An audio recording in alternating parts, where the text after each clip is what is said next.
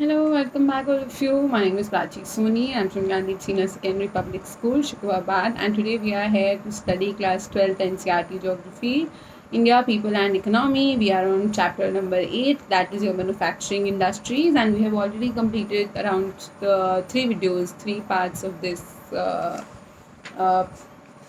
two parts of this chapter, and we will be talking about the third part today, and that is your cotton textile industries. In the last class we talked about iron and steel industries, what are the places they are located, and what are the factors, water, coal, everything we studied in the last class. Today we will be talking about cotton textile industry. Cotton एक कपड़ा है, cotton is a textile जो आप अपने आसपास बहुत ज़्यादा regularly in some form और दी अदर देखते रहते हो. So let's talk about it. जो कॉटन टेक्सटाइल इंडस्ट्री है वो हमारी one of the traditional industries है, यानी कि आजकल से नहीं चल रही है.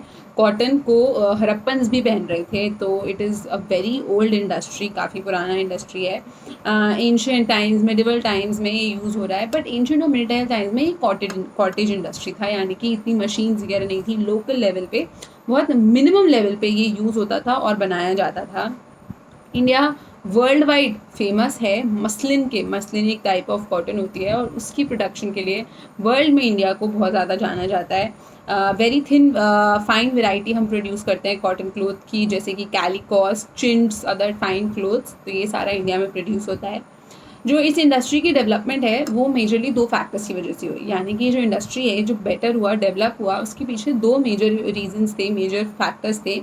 फर्स्ट इज़ योर इंडिया जो है एक ट्रॉपिकल कंट्री है. ट्रॉपिकल कंट्री का मतलब है कि हाफ जिसका नीचे का स्पेशली जो सर्दर्न पोर्शन है, सर्दर्न पेनिनसुलर वाला जो रीजन है, वो आपका ट्रॉपिकल एरिया में आता है. और उसी की वजह से जो कॉटन है, कॉटन भी एक ट्रॉपिकल क्रॉप है, वो सर्दियों में नहीं हो सकती, बहुत ज़्यादा गर्मी में नहीं हो सकती, ट्रॉपिकल रीजन में ग्रो होती है. और इंडिया का क्लाइमेट और कॉटन की ग्रोइंग कंडीशंस दोनों मैच करती हैं, जिसकी वजह से इंडिया में काफ़ी लार्ज अमाउंट में कॉटन ग्रो हो पाता है कंफर्टेबली. और तो और दूसरी चीज़, जो कॉटन है ये आपका इंडिया में इसलिए ग्रो किया क्योंकि second thing was cotton is India का जो क्लाइमेट है बहुत गर्मी रहती है, तो एक कॉटन एक फेवरेबल क्लोथ है. अब आप भरी गर्मी में सिल्क की साड़ी पहन लोगे या वुलन कपड़े पहन लोगे, तो it is not good for you और योर स्किन. आपको गर्मी लगेगी, बहुत सारी चीज़ें, it is not healthy.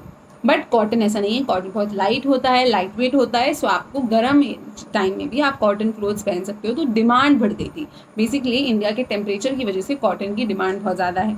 Second, जो कॉटन है, ये मैंने पहले बता दिया कि जो कॉटन है वो लार्ज क्वांटिटी, काफ़ी लार्ज क्वांटिटी में ग्रो किया जाता है. एंड इसी के लिए, क्योंकि लार्ज क्वांटिटी में ग्रो होता है, इसलिए हमको अबंडेंट स्किल लेबर की ज़रूरत थी, यानी कि अबंडेंट, काफ़ी ज़्यादा हाई अमाउंट में बहुत सारे लेबरर्स की ज़रूरत थी जो कि कॉटन की प्रोडक्शन कर सकें. In fact, in some areas, people were producing cotton textiles for generations. So there were certain areas, certain places where cotton production was taking place since generations and generations. For example, my grandfather did it. He passed it into my grandfather. My grandfather passed it into my father passed it to my brother, my brother will pass it to his son. So this way your traditions, generations and generations were doing it for longer time period, and they passed on their skills to upcoming generation, transfer किया, ताकि और इसी के साथ साथ transfer के साथ साथ परफेक्शन भी हो गया. मेरे दादाजी की टाइम पे जो टेक्नोलॉजी थी वो सेम टेक्नोलॉजी मेरे भाई के टाइम पे नहीं है. It has change, it has evolve. So पुरानी स्किल्स के साथ नई चीज़ें मिल जाएंगी तो और ज़्यादा परफेक्ट हो जाती है आपकी स्किल्स.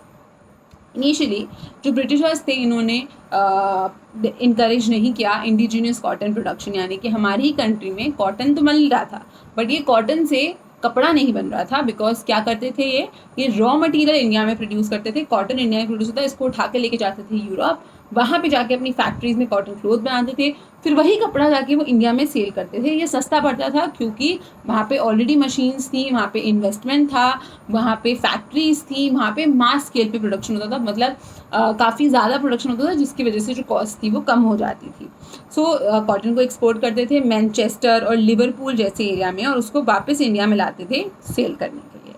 ये जो क्लोथ है ये चीपर है बिकॉज ये मास स्केल काफ़ी हाई अमाउंट में यूके में प्रोड्यूस हुआ है. और इंडिया की जो इंडस्ट्री है it is more of a cottage based industry rather than your so it is more of your cottage based industry and not one of your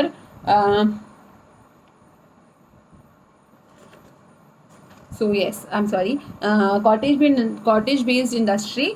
So that is why it could not produce high. In 1854, the first modern cotton cloth was established in India. तो सबसे पहला जो cotton का जो मिल था वो 1854 में मुंबई में सेटअप किया। तो सबसे पहले अगर आप पूछ रहे हैं कि इंडिया में सबसे पहले कहाँ पे सेटअप किया गया, तो मुंबई में सेटअप किया गया। सिटी के पास बहुत सारे एडवांटेज थे। एडवांटेज कैसे थे? क्योंकि सबसे पहले तो ये आपके पोर्ट, गुजरात में कॉटन ग्रो होती है, महाराष्ट्र के कुछ रीजन में कॉटन ग्रो होती है, एमपी के कुछ पार्ट में कॉटन ग्रो होती है, तो रॉ मटेरियल बड़े पास। अब जैसे मैं यहाँ हूँ और कॉटन यहाँ प्रोड्यूस हो रही है तो लाना पड़ेगा। मैंने यही फैक्ट्री बना ली, आसपास के एरिया में कॉटन प्रोड्यूस हो रही है, आसानी से लाके मैं यहाँ पे प्रोडक्शन कर सकती हूँ। सेकेंड एडवांटेज क्या था मुंबई का? मुंबई एक पोर्ट है, यहाँ पे पोर्ट है, यहाँ से एक्सपोर्ट करके यूके ले जाना आसान था, ईजी था। रॉ प्रोडक्ट्स को, रॉ कॉटन को एक्सपोर्ट करना ईजी हो रहा था इंग्लैंड में। देयरफॉर जो कॉटन थी वो मुंबई सिटी में ही मिल जाती थी आपको। मोर ओवर जो मुंबई था ये एक फाइनेंशियल सेक्टर था, यानी कि यहाँ पे काफ़ी ज़्यादा पैसा था, तो इसीलिए जो कैपिटल की ज़रूरत होती थी, यानी के लिए जो इन्वेस्टमेंट की ज़रूरत होती थी, वो यहाँ पे इजीली मिल जाती थी। यहाँ के लोग पढ़े लिखे थे, रिच भी थे, तो इसलिए वो इन पे इन्वेस्ट कर लेते थे। As a large town providing ये, और क्योंकि एक बड़ी जगह थी, बहुत सारे लोग रहते थे, तो कॉटन मिल्स की वजह से यहाँ पे एम्प्लॉयमेंट लोगों को चाहिए था, जॉब चाहिए थी, और जॉब की खोज के चक्कर में यहाँ पे आपकी बहुत हाई अमाउंट में लेबर आ गई। लेबर, आप जब लेबर की सप्लाई ज़्यादा हो जाएगी तो लेबर के पैसे कम हो जाएंगे, तो यहाँ पे आपको चीप लेबर मिलने लग गई, सस्ती लेबर, वो भी लोकली आसानी से मिल जाती थी। The machinery required for cotton textile mill could be directly transported from England. और जो मशीन की ज़रूरत थी, कॉटन, अब इतना रिसर्च डेवलपमेंट नहीं होता था, DRDO, इसरो, ये सब नहीं था तब, तो तब कैसे होता था? तब वहीं से इंग्लैंड में इन्होंने मशीनरी बनाई हुई थी, वहीं से उठा के यहाँ ले आए और यहाँ पे मशीन लगा दी। सब्सिक्वेंटली ऐसे ही 2 मिल्स और खोली गई, शाहपुर मिल में और कैलिको मिल में। कैलिको मिल आपकी अहमदाबाद में। 1947 तक हमारी कंट्री में टोटल 423 मिल्स थी आपकी। एंड बट ये जो सिनेरियो था ये पार्टीशन के बाद चेंज हो गया, और कॉटन इंडस्ट्री में काफ़ी ज़्यादा रिसेशन, यानी कि गिरावट देखने को मिली। अभी मैम ये गिरावट कैसे आ गई? ये गिरावट ऐसे आ गई कि मेजरली जो पाकिस्तान का इलाका है वहाँ पे बहुत अच्छी कॉटन का प्रोडक्शन होता था, सिंध वगैरह रीजन में। अब वो हमारा नहीं रहा, वो पार्टीशन के बाद पाकिस्तान का हो गया था। एंड दिस वॉज क्यों, और वो ऐसा नहीं था कि सिर्फ एरिया चला गया, वो एरिया ऐसा था जहाँ पे जो कॉटन की प्रोडक्शन थी वो अच्छी क्वालिटी की थी, अच्छी क्वालिटी की कॉटन मिलती थी वहाँ पे, और वो चला गया यहाँ से, हमारे से दूर चला गया पाकिस्तान में। और India was left with, India में सिर्फ 409 मिल्स रह गई थी, और सिर्फ 29% एरिया, अगर मान लो पहले 100% एरिया में ग्रो कर रहे थे, तो अब सिर्फ 29% एरिया रह गया था जहाँ पे कॉटन ग्रो हो रही थी इंडिया में, और बाकी का 71% एरिया आपका पाकिस्तान में चला गया था। इंडिपेंडेंस के बाद से जो इंडस्ट्री थी वो धीरे धीरे करके ग्रेजुअली रिकवर करना शुरू करी, बेटर हुई, और आज की डेट में काफ़ी ज़्यादा फ्लरिश कर रही है। जो कॉटन टेक्सटाइल इंडस्ट्री है इंडिया की, इसको आप दो टर्म्स में डिवाइड कर सकते हो। एक है आपका ऑर्गेनाइज सेक्टर और एक है आपका अनऑर्गेनाइज्ड सेक्टर। जो डिसेंट्रलाइज सेक्टर, अब जो डिसेंट्रलाइज सेक्टर क्या होता है, मतलब किसी को कोई संभालने वाला नहीं है। अनऑर्गेनाइज सेक्टर बेसिकली आपका जो होता है, ऑर्गेनाइज तो मतलब कोई संभाल रहा है, कोई ऊपर है जो सब चीज़ें मैनेज कर रहा है, बट जो अनऑर्गेनाइज सेक्टर होता है उसको हम डिसेंट्रलाइज भी बोलते हैं, कि कोई सेंट्रल अथॉरिटी नहीं है सबको मैनेज करने के लिए। ये प्रोड्यूस करते थे आपके क्लोथ हैंडलूम्स में क्लोथ की प्रोडक्शन होती थी। हैंडलूम्स वही हैंड से मशीनरी, उससे प्रोडक्शन होता था। पावरलूम्स और हैंडलूम्स में होता था। जो प्रोडक्शन था ऑर्गेनाइज सेक्टर का, वो 81% से एकदम 6%, ऑर्गेनाइज सेक्टर का प्रोडक्शन काफ़ी ज़्यादा गिर गया 2000 में। एट प्रेजेंट जो पावरलूम्स ऑन डिसेंट्रलाइज सेक्टर्स, यानी कि जो पावरलूम्स हैं डिसेंट्रलाइज अनऑर्गेनाइज सेक्टर्स के पास, जो पावरलूम्स हैं वो हैंडलूम से ज़्यादा प्रोडक्शन कर रहे हैं।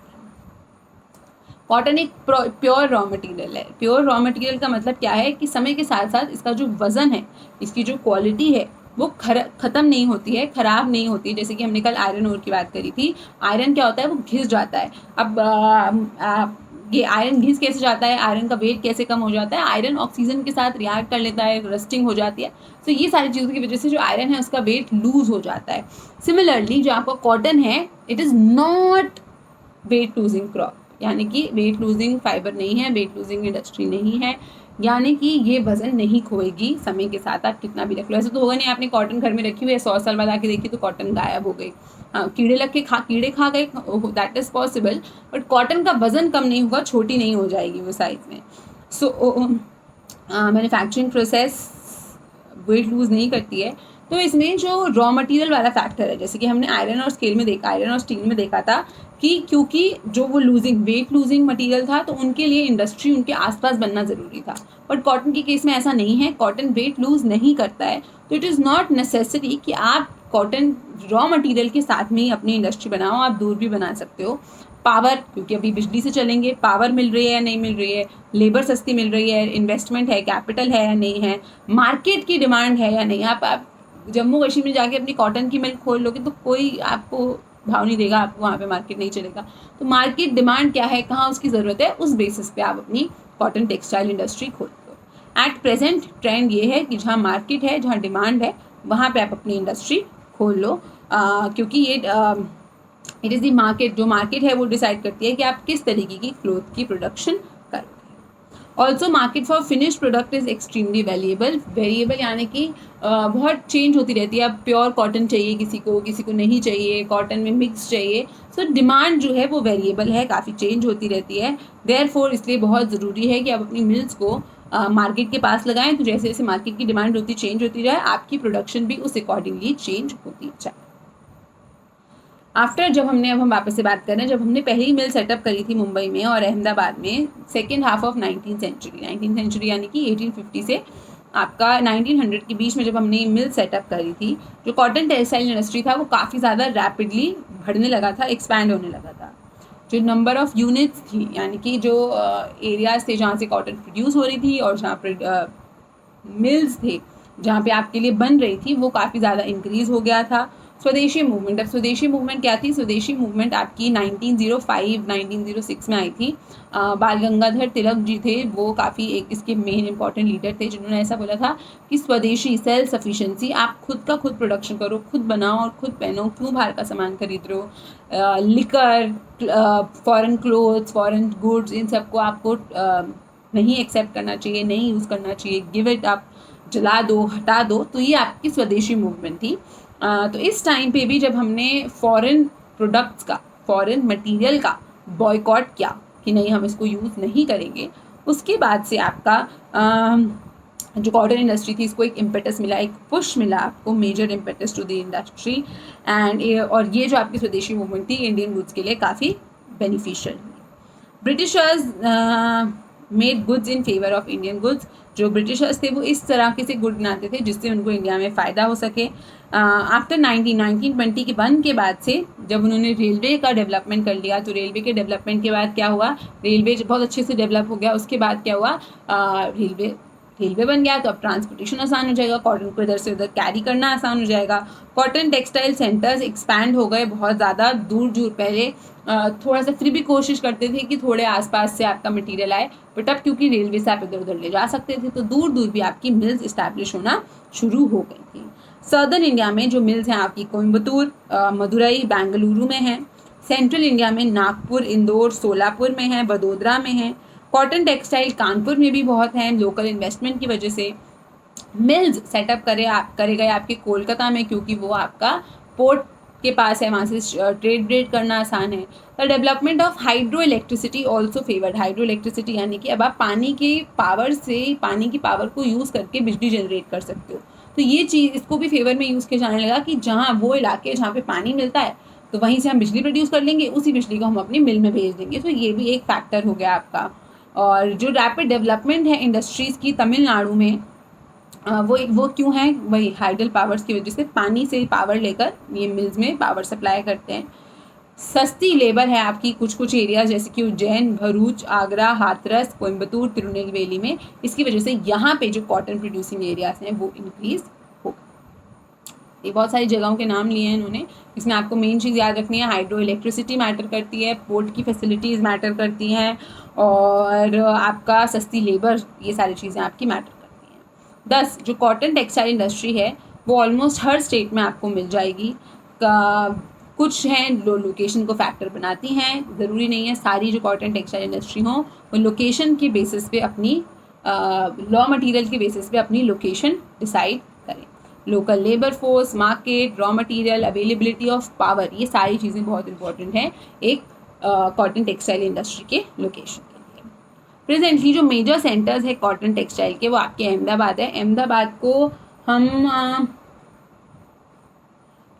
को मैनचेस्टर ऑफ इंडिया भी बोला जाता है। मैनचेस्टर क्यों बोला जाता है? क्योंकि मैनचेस्टर यूके में एक प्लेस थी जहाँ पे सबसे ज़्यादा कॉटन प्रोड्यूस होता था, और similarly is the case with Ahmedabad in case of India, तो इसलिए अहमदाबाद को मैनचेस्टर ऑफ इंडिया भी बोला जाता है। और आगे हम कानपुर की बात करेंगे तो कानपुर को मैनचेस्टर ऑफ नॉर्थ इंडिया बोला जाता है, यानी कि नॉर्थ इंडिया में सबसे ज़्यादा प्रोडक्शन आपकी कानपुर में होती है कॉटन की। So Ahmedabad, Bhiwandi, Solapur, Kolhapur, Nagpur, Indore, Ujjain, these are some places जहाँ पे आपकी ये मेजर सेंटर है कॉटन टेक्सटाइल के। ऑल दी जो सेंटर हैं ये ट्रेडिशनल सेंटर है, यानी कि काफ़ी समय से यहाँ पे चलता आ रहा है। और ये यहाँ पे क्यों लोकेट करते हैं? क्योंकि कॉटन आपको यहीं आसपास मिल जाती है। महाराष्ट्र, गुजरात, महाराष्ट्र सबसे ज़्यादा हाईएस्ट, अगर आपसे स्टेट पूछी जाएगी तो महाराष्ट्र नंबर 1 पे है, फिर गुजरात है, फिर तमिलनाडु लीडिंग प्रोड्यूसर्स हैं आपके। इसके अलावा वेस्ट बंगाल, यूपी, कर्नाटका और पंजाब में भी थोड़ी बहुत कॉटन की प्रोडक्शन होती है, प्रोड्यूसर्स हैं। तमिलनाडु में लार्जेस्ट नंबर ऑफ मिल्स हैं, यानी कि नंबर ऑफ मिल्स तमिलनाडु में ज़्यादा हैं, और उन मिल्स में से जो मतलब जो प्रोडक्शन होती है वो आपकी मुंबई में, महाराष्ट्र में ज़्यादा है। पर लेकिन तमिलनाडु के केस में क्या है ना, ये यार्न बताते हैं, क्लोथ नहीं बनाते हैं, मतलब कॉटन को यूज़ करके धागा बनाते हैं, कॉटन को यूज़ करके कपड़ा नहीं बनाते हैं। तो they make yarn. Coimbatore has emerge as a most important centre. Coimbatore काफ़ी इंपॉर्टेंट सेंटर हो गया है इस एरिया में। चेन्नई, मदुरई, तिरुनेलवेली, टूटिकोरिन, थांजावुर, रामनाथपुरम, सेलम, ये कुछ और इम्पॉर्टेंट जगह हैं आपकी तमिलनाडु में। कर्नाटका में जो कॉटन टेक्सटाइल इंडस्ट्रीज़ हैं वो नॉर्थ ईस्टर्न पार्ट में हैं। देवांगिरी, हुबली, बलारी, मैसूर, बेंगलुरु आपके इंपॉर्टेंट स्टेट्स हैं, प्लेसेस हैं। जो कॉटन टेक्सटाइल इंडस्ट्री है वो कॉटन प्रोड्यूसिंग तेलंगाना रीजन में आपकी भी है, जहाँ पे जो मिल्स हैं वो यूज़ करे जाते हैं। और द इम्पोर्टेंट एरियाज़ कौन से हैं आपके? हैदराबाद, सिकंदराबाद, रैंगल, तेलंगाना एंड इन तेलंगाना, और गुंटूर आपका आंध्र प्रदेश में। उत्तर प्रदेश में मैंने ऑलरेडी बताया कानपुर लार्जेस्ट आपकी सेंटर है, और इसीलिए इसको मैनचेस्टर ऑफ नॉर्थ इंडिया भी बोला जाता है। सम ऑफ दी अदर सेंटर्स हैं जो आपके मोदी नगर, हाथरस, सहारनपुर, आगरा, लखनऊ, यहाँ पे भी कॉटन की थोड़ी बहुत प्रोडक्शन हो जाती है। वेस्ट बंगाल में हुगली रीजन जो है आपकी, हुगली नदी के आसपास का जो इलाका है वहाँ पे कॉटन की प्रोडक्शन होती है। हावड़ा, सेरमपुर, कोलकाता, श्यामनगर, ये कुछ इंपॉर्टेंट आपको स्टेट वाइज इंपॉर्टेंट प्लेसेस बताए हुए हैं। You can make a table and remember all these places. जो कॉटन का प्रोडक्शन है वो इंडिपेंडेंस के बाद से 5 गुना बढ़ गया है। कॉटन टेक्सटाइल काफ़ी टफ कंपटीशन फेस कर रही है आज की डेट में सिंथेटिक क्लोथ से, सिंथेटिक फाइबर से। तो आपको क्या लगता है कॉटन टेक्सटाइल इंडस्ट्री को इंडिया में क्या क्या प्रॉब्लम्स हो सकती हैं? आप ये शेयर कर सकते हो। Right your opinions, right your views on in the comment section below.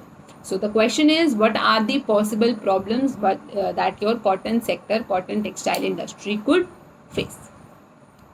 So although book में आपकी नेक्स्ट शुगर इंडस्ट्री दी हुई है, but before going to sugar industry मैं आपको 2 और टेक्सटाइल इंडस्ट्रीज़ के बारे में बताऊंगी, यानी कि आपकी एक तो सिल्क और एक आपकी वुलन। तो क्योंकि ये बुक में नहीं है, this is just an extra information, you should know, basic चीज़ें हैं, इतनी आपको पता होनी चाहिए। बिफोर दैट एक चीज़ मैं आपको बताऊंगी कि जो कॉटन है ना, कॉटन तो ग्रो हो गया, कॉटन ग्रो होने के लिए बहुत ज़्यादा बारिश हो जाती है तो कॉटन की क्रॉप ख़राब हो जाती है। अब जब हम कॉटन को मिल में लेके जाते हैं तो कॉटन का जो धागा होता है, जो यार्न होती है, उसको बनने के लिए उस मिल में, उस इंडस्ट्री या जो भी फैक्ट्री है उसमें आपका ह्यूमिडिटी होनी चाहिए, नमी होनी चाहिए, मॉइस्चर होना चाहिए।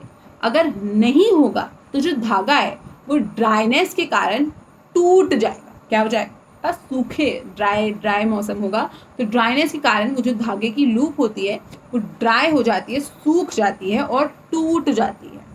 On the other hand, if there will be humidity, if the temperature will be humid, if there would be moisture, तो इसकी वजह से आपकी जो ये लूप है, जो ये आपका कॉटन है, ये टूटती नहीं है धागा बीच में, और ब्रेकेज, वेस्टेज कम होता है।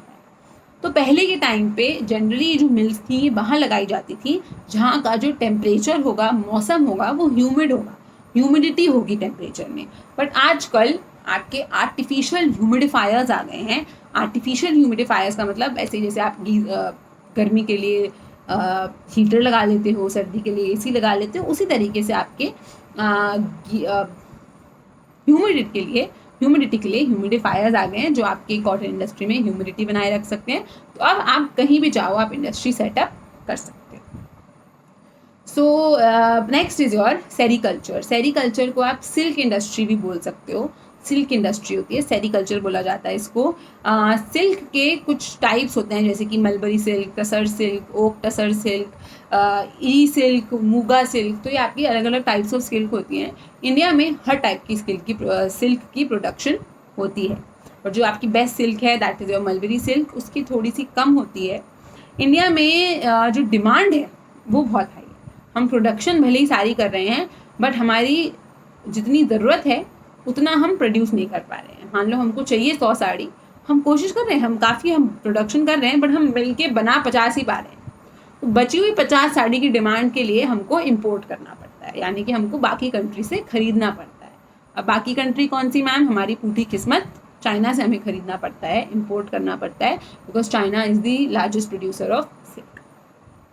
मलबरी सिल्क आपका साउथ में ज़्यादा प्रोड्यूस किया जाता है, जैसे कि कर्नाटका, तमिलनाडु, आंध्र प्रदेश, वेस्ट बंगाल और थोड़ा सा जम्मू कश्मीर में भी हो जाता है। जो नॉन मलबरी सिल्क है वो आपको झारखंड, छत्तीसगढ़, उड़ीसा और नॉर्थ ईस्टर्न रीजन में मिल जाएगा। सिल्क की एक सबसे बेस्ट बात यह है कि वो आप जहाँ चाहो वहाँ ग्रो हो सकता है। अब सिल्क क्या है ना, सिल्क की जैसे कॉटन की तरह क्रॉप नहीं होती है। सिल्क कैसे ग्रो होता है? एक मॉथ नाम का कीड़ा होता है। वो कीड़ा जब पत्ती पे बैठता है, पत्ती को खाता है, पत्ती डाइजेस्ट करता है, उसके बाद वो जब अपना वेस्ट मटेरियल एक्सट्रैक्ट करता है, जब वो अपना वेस्ट बाहर निकालता है, वो जो वेस्ट होता है वो आपके काम का होता है, वो आपका सिल्क होता है। तो वो वेस्ट लेकर आप उसको जब प्रोड्यूस करते हो, उसको वो कुकून बनाता है। क्या बनाता है? कुकून। एक वेस्ट मटेरियल निकलता है, वो आपके काम का होता है, उससे फिर आपके आगे सिल्क बनती है। तो ये इंडिया में कहीं भी बन सकती है, काफ़ी प्रॉफिटेबल बिजनेस है। हार्ड लेबर की भी, बहुत ज़्यादा मेहनत की भी ज़रूरत नहीं होती है आपको, और बहुत भारी भारी मशीन की भी ज़रूरत नहीं होती है। So it's a good option, it's a good opportunity.